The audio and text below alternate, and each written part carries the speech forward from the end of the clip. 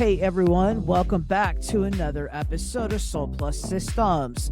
I'm your host, Jenn Fix. This podcast is where stories become systems.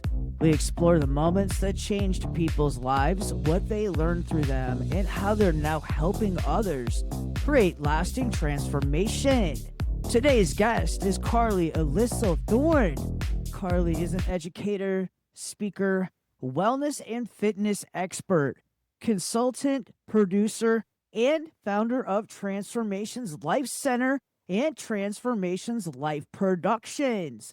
Her mission is centered around helping people transform their mind, body, business, and spirit while living with purpose, authenticity, and intention. Carly, welcome into Soul Plus Systems. I'm excited that you are here. Thank you so much for having me. I'm literally looking forward to it. Awesome. For everybody meeting you for the first time, who is Carly beyond the titles and the business? I'm a person that just truly loves helping people. I've been that way since I was a child. It's just one of those things. I'm a medically complex patient. So as a result, I have a lot of downtime where I have to do things for myself. And so I always try and keep a positive mindset. And I always look forward to helping others because it takes me away from whatever I have to deal with. Absolutely. I find that helping others always takes my mind off of whatever I'm going through at the same time as well. So I think it's super important for all of us lighthouses to come together to show our light, to be able to welcome in everybody else that wants to take the journey with us. Now, your mission, it talks about transforming your mind, your body, your business, and your spirit. Why are those four areas so connected? Because the reality is, if one is out of sync, the others are out of sync, right? Your mind, it can be toxic just with your own thoughts, or it can be positive by your choosing. Your body, it can either be unhealthy or it can be healthy and you take care of it. Spirit, the same thing. Source, right? Source is where we get our ideas from, how we create from. And business, obviously, in the present physical reality that we are in, there is money to be had to survive. So business is very important because if we don't have business, we don't have income, unless you're doing a lot of side stuff, which a lot of people do as well, which is totally fine. It's just one of those things that I have found through dealing with people that usually one part of those things is suffering, usually the others are as well. Was there a defining moment in your life that made you realize this would become your life's work? Yeah, somewhere around after my 30th surgery, I realized that health was going to be in my life for the rest of my life. And so I might as well make a business out of it. And it's something I really love and enjoy. I love working out. I love taking care of myself. I love to help others learn how to take care of themselves. And obviously the life coaching comes into play with that as well, because you're actually helping people, as you do, build systems, right? Everything that we do in essence, in a way, is a system that we've created, whether it be a ritual that we're doing every morning or every night, or just whatever it is. We ourselves, whether we know it or not, are putting systems in place. Yeah, systems matter. While I'm sleeping, I could be collecting emails, I can be making sales on my website. So for me, systems are an integral part of my business, along with my personal self too. You got to have the mindset and the bandwidth in order to even get up to do what I do every single day. So it for me, I get up, I make my bed every day. I do a little bit of meditation, I have my coffee and my breakfast in the morning, and then I get into production mode, and for me those are my systems that work for me, knowing I don't have to have the stress of the other things that I used to have before I had systems in place. So important to your mindset. Let's talk about mindset for a little bit. You spoke about living with chronic illness and while staying positive. I've had a lot of guests on the show, and they've all had, like you were mentioning, their own systems and their own mindset. So I'm curious to hear yours. Yeah, so my mindset always has been like, if you notice the shirt I'm wearing has a heart on it, there's also a little sign underneath that says love. I tend to wear things that also remind me to be in love, or it has a saying on it that's a started conversation.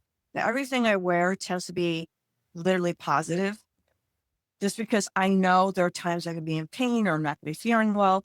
and just dressing in stuff that you know that you can look down at and make you smile when you see, whether it be a cartoonist or this shirt that just happens to have love on it today.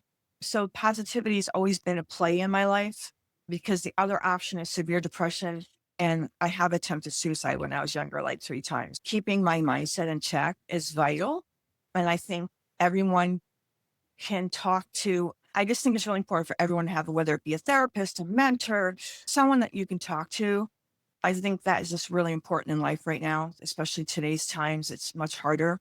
I just think having someone to bounce ideas off and to speak to without any judgment or precursor. And I think that helps a lot. Yeah, absolutely. First off, I want to say that I'm incredibly inspired to share your story, and that I am so thankful that you're still here. That's real talk. If we're keeping it real and raw, I understand depression myself. I have PTSD. I've had a lot of things happen to me in my life that have been chronically traumatic, not just one event, but several events. So for me, having the mindset of being able to maybe have a friend or a business colleague or somebody that I can just bounce ideas off of, like you were mentioning, is just such a positive, constructive way. Like you said, with no recourse, negative recourses and things like that, just nothing but positivity. And I really love your shirt, by the way. I do something similar. I wear crystals. I don't know if anybody can see those, but I yeah, I love crystals. So I'm a big crystals person. For me, I do the same thing to keep me positive and stuff like that, just to have the energy around me. For anybody who's feeling stuck emotionally, for any of the listeners, what's the first small step that someone can take when they don't even know where to begin? The first thing I would say is literally create your network of people that you can talk to. But a really simple thing, it's going to sound really stupid, but it works, is go to the bathroom, look in the mirror, and smile. Even if you don't want to, force that smile. It'll change your physiology. Or I tell people, dance it out. Have a jig, right? Blast some music and just have a grinding jig just to get it all out, right? There's so many tools. Get out in nature. There's scream therapy, and for some people that actually works. There's punching into pillows. There's so many therapies, from Breaking talk dishes. therapy to body talk to Reiki. I There's think I had a so much therapist stuff one out time there. that told me I could break things, like break dishes or whatnot. So, yeah. So there is a lot of different Yeah, types that of they have those therapy. rooms. Yeah, those rooms that they have that you go to where you put the goggles on, you've seen it on TV, and they have sledgehammers and they're smashing shit away, right? Yeah, that's physical aggression getting a lot of your emotion Yeah. out. It has Yeah. its place, Yeah. Yeah. as long as Definitely. it's I've done been there, done safely. that one. Yeah. I think for me, because for a long time, I used to be very reactive because I was in foster care. So I grew up in this system having to deal with a lot of different things that were very stressful for me. So oftentimes I found myself being reactive. And so for me, one of those things was definitely doing that at a young age helped a lot. Now, your website asks, what is your dream? And why do you think so many adults stop asking themselves that question? Yeah, because you know what? I think as we've gotten older, as we become adults, we've forgotten how to play. We've forgotten how to dream. We've forgotten what it's like. Just imagine sitting next to a child watching them play, and they're in their world of imagination, just trying to think things out, trying to put things together. They're just really into it. And we have that capacity. We just forgot. We've gotten more rigid. We've become less pliable. And when we're children, you fall, you bounce back up. Something happens and it's gone 2 seconds later, right? And so we're just much more reactive now as we've gotten older. And I have post-traumatic stress disorder as well. So I feel like I know when we get those triggers. The thing is, we have to know our triggers. And that's why I think a therapist comes into play, or a mentor or a counselor, whatever you want to call it. Find out what those triggers are so you can build your toolbox and put in that toolbox those things that work for you. Yeah, absolutely. I've gotten older over the years. I've emotionally matured. And so for myself, I often go back to the time of COVID. although I thought for myself a long time before that. But I know that for me, it was a pivotal moment because I spent a lot of time alone. And when I spent all that time alone, I was able to kind of dive deep into all of those things that I used to be reactive to. And from there, we've talked about the systems and just having that communication with myself. And like you were mentioning earlier, looking at yourself in the mirror, I do it daily because to me, I have to remind myself that I matter. So those are some of my triggers from my past and not feeling like I've mattered. So you're exactly right when you say that it's important to know your triggers because if you don't, everybody else can run you. And that's one thing I don't do anymore. I used to be a people pleaser, but not anymore. Do you help people Yeah. Or like you communicate? said, yeah. Or like you said, you become overreactive. Yeah, for me in the past, it was trying to be that person who has the last word and being the smartest person in the room. And I've had to learn to humble all of those things. To me, I'm not the smartest person in the room. And if I can learn from somebody authentically, that's where I love to show up and shine, honestly. You help people communicate with intention and to live authentically. What do you think gets in the way of authenticity today? A lot of it is, first of all, people want to be loved, seen, and heard, right? And so we have all this chatter inside of our head, all this negativity about ourselves. I'm not pretty enough. I'm not thin enough. I'm not this enough, whatever the words are. So it's important to create new words, new patterns, new rhythms, new rituals to not be stuck where you were once. You want to go from where you are now and go forward. And I forgot the pivotal point of you asked me the question, but my mind chose to go in a different direction there for a second. That's absolutely okay. I definitely understand. There's a lot of depth here in this conversation, so there's a lot of different topics to navigate. You also help people navigate healthcare and advocate for themselves. What advice would you give somebody who feels unheard by doctors or overwhelmed by the system? Fire. If you go someplace and someone is choosing not to listen to you or calling you a hypochondriac or saying what you're saying is it's impossible or there's nothing wrong with you, your labs say you're great, find the next person. First of all, find out go to a primary and get labs that can tell you what you need to know about your body. And then from there, you find your specialties. But the biggest advocacy I fight for, so many people don't do this. Every single human being should have 3 pieces of paper. One that has a list of all your medications. I don't mean written out, I mean typed documents. Here's my list of my medications. So when you walk into any place, you're showing that you mean business, that you actually playing an active role in your healthcare. The second list to have is a list of all your surgeries. The third piece of paper you're going to have is a brief. You're going to condense in paragraphs your medical history. So when you go someplace, it's very overwhelming for doctors if you're dealing with, especially someone like me who's had 67 surgeries now and had a lot of complexities, right? So when I walk into a doctor's office, they're like, whoa. First of all, you're a hypochondriac if I have a bad one. Second of all, there's no way any of this is happening. But I have every single document. I have every MRI, every CT. So it's like when I laugh when I said that, okay, so next time I come visit, you'll bring all those documents. However, I have everything. And if you do not have that information, they are not going to adequately be able to help you. And you're not going to be adequately be able to advocate for yourself.